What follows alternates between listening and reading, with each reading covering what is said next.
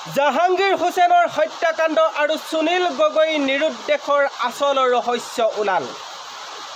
ঢকুৱাখানাৰ হাপতীয়া গাঁৱত লোমহৰ্ষৰ হত্যাকাণ্ডৰ লগত জড়িত থকা প্ৰত্যেকজন ব্যক্তিয়ে পোহৰলৈ ওলাল। কেৱল মাত্ৰ এজন ব্যক্তিয়ে জাহাংগীৰ হুছেইনক হত্যা কৰা নাছিল। জাহাংগীৰ হুছেইনৰ হত্যাকাণ্ডৰ লগত কেইবাজনো ব্যক্তি জড়িত হৈ পৰিছে। এই কথা মোৰ নহয়, এই কথা উদ্ধাৰ কৰিছে CIDয়ে। নমস্কাৰ প্ৰিয় বন্ধু বান্ধৱীসকল, আপোনালোকৰ ওচৰলৈ লৈ আহিছোঁ অন্য এটা গুৰুত্বপূৰ্ণ প্ৰতিবেদন। আপোনালোকে প্ৰতিবেদনটো শেষলৈকে চাব, তেতিয়া সম্পূৰ্ণ কাহিনীটো বুজি পাব। ধেমাজি জিলাৰ ঢকুৱাখানাৰ হাপতীয়া গাঁৱত যি লোমহৰ্ষক হত্যাকাণ্ড হৈছিল, জাহাংগীৰ হুছেইনৰ যি হত্যাকাণ্ড হৈছিল, সেই হত্যাকাণ্ডৰ লগত জড়িত প্ৰত্যেকজন ব্যক্তিয়ে খুচৰি খুচৰি উলিয়াইছে CIDয়ে। প্ৰিয় বন্ধু বান্ধৱীসকল, আহক প্ৰতিবেদনটোৰ মাজলৈ যাওঁ। তাৰ আগতে আপোনালোকক ক'ব খুজিছোঁ, আপুনি যদি নতুনকৈ আহিছে মোৰ চেনেলটোলৈ, তেনেহ'লে প্লিজ চেনেলটো ছাবস্ক্ৰাইব কৰি দিব। লগতে প্ৰতিবেদনসমূহ ভাল লাগিলে লাইক কমেণ্ট শ্বেয়াৰ কৰিবলৈ একেবাৰে নাপাহৰিব। তেনেহ'লে আহক পলম নকৰোঁ, সম্পূৰ্ণ প্ৰতিবেদনটো চাওঁ। প্ৰিয় দৰ্শকসকল, এইবাৰ আমি খবৰ দিব বিচাৰিছোঁ ঢকুৱাখানা হাপতীয়াৰ সেই নৃশংস হত্যাকাণ্ডটোৰ সবিশেষ। আচলতে ক'বলৈ গ'লে সেই নৃশংস হত্যাকাণ্ডটোৰ তদন্ত ইতিমধ্যে শেষ হ'ব। CIDয়ে চিনাক্ত কৰিছে হত্যাকাৰী কোন। আমি দৰ্শকসকলক পুনৰ জনাব বিচাৰিছোঁ, সম্পূৰ্ণ 49টা দিন তদন্ত কৰাৰ অন্তত ঘটনাৰ সংঘটিত হোৱাৰ সম্পূৰ্ণ 49টা দিনৰ পিছত আজি CIDয়ে নিশ্চিত কৰিছে যে হত্যাকাৰী কোন। ইতিমধ্যে হত্যাকাৰী চিনাক্ত হৈছে আৰু হত্যাকাৰী ক'ত লুকাই আছে সেয়া নিশ্চিত কৰিছে CIDয়ে। আমি দৰ্শকসকলক কৈ থওঁ, আমি নাম জনাম, কিন্তু তেওঁলোকে চাই থাকক এই ডিজিটেল লাইভটো। আমি নাম জনাম, হত্যা প্ৰকৃততে কোনে কৰিছিলে, হত্যাকাণ্ডটোত কেইজন জড়িত আছিলে, কিয় হত্যা কৰিলে সেয়া হয়তো হত্যাকাৰী গ্ৰেপ্তাৰ কৰাৰ পিছত স্পষ্ট হ'ব। কিন্তু আজিৰ দিনটোত CIDয়ে নিশ্চিত কৰিছে ঢকুৱাখানা হাপতীয়াৰ সেই নৃশংস হত্যাকাণ্ডটো কোনে সংঘটিত কৰিছে আৰু তাৰ ব্লু প্ৰিণ্ট ক'ত ৰচনা কৰা হৈছিল।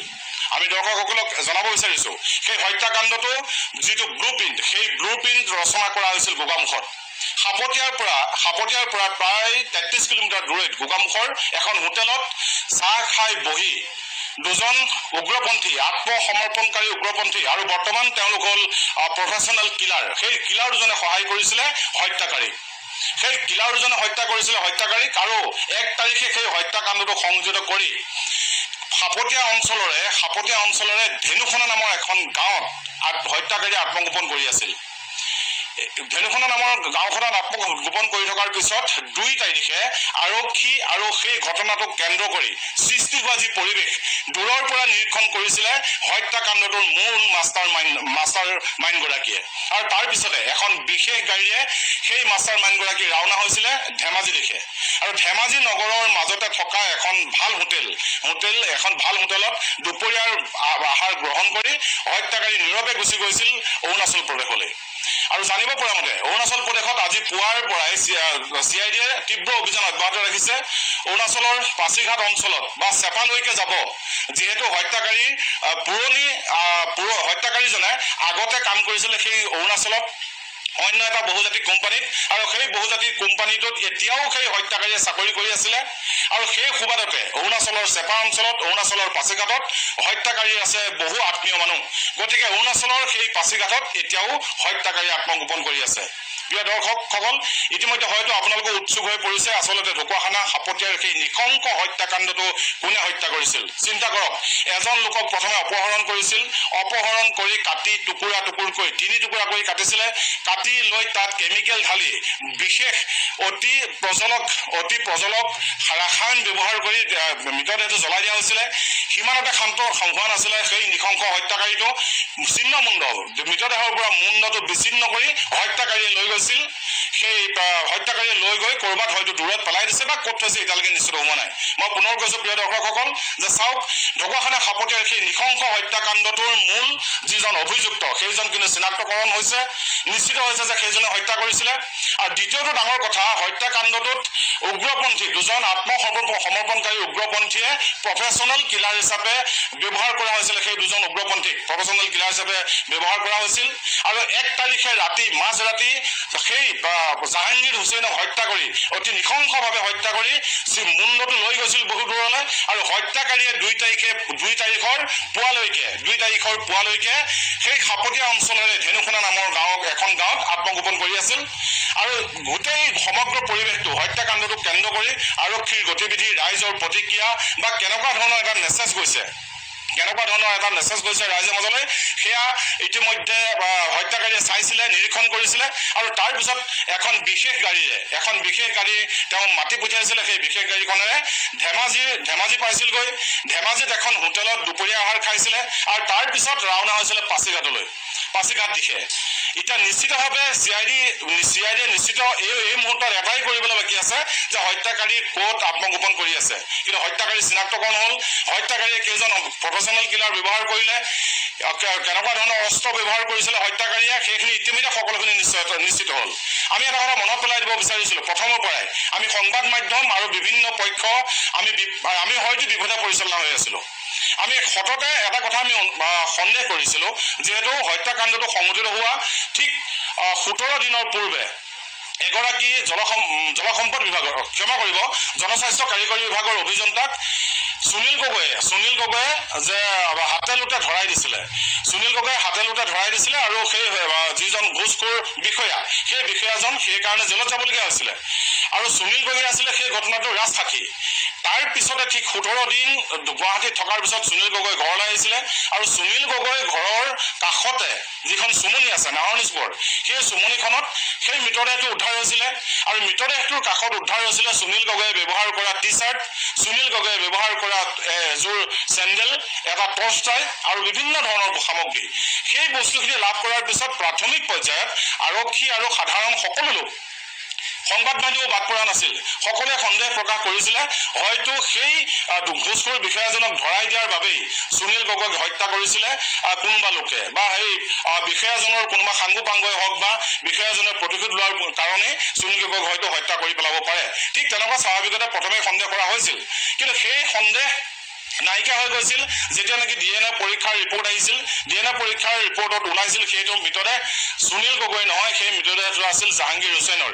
আৰু জাহাংগীৰ হুছেইননো কোন, মই পুনৰ এবাৰ দৰ্শকসকলক মনত পেলাই দিব বিচাৰিছোঁ, জাহাংগীৰ হুছেইন হ'ল ধুবুৰীৰ এজন মিস্ত্ৰী। দীৰ্ঘদিন ধৰি সুনীল গগৈৰ লগত ধেমাজি অঞ্চলৰ লগতে ঢকুৱাখানাৰ বিভিন্ন অঞ্চলত কাম কৰি আছিল। এতিয়া সেই হত্যাকাণ্ডটোৰ বলি হ'ল জাহাংগীৰ হুছেইন।